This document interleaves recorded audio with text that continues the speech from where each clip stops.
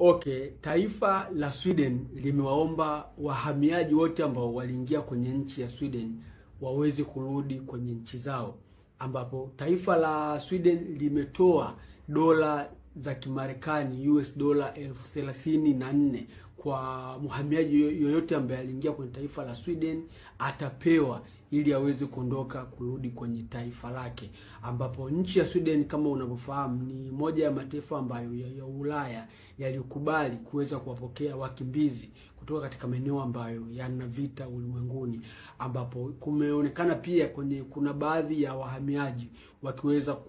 kulalamika na huduma za nchi ya Sweden, ambapo kumekuwa kuna hali mbaya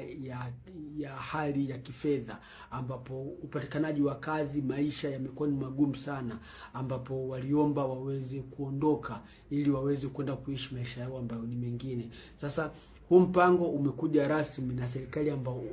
ambao utaanza mwakani 2026. Kwa wale wahamiaji ambao watakaohitaji kuondoka, basi watapewa hiyo pesa sawa na thamani ya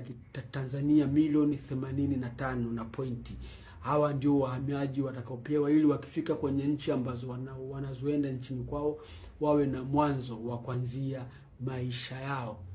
Okay, taifa la Sweden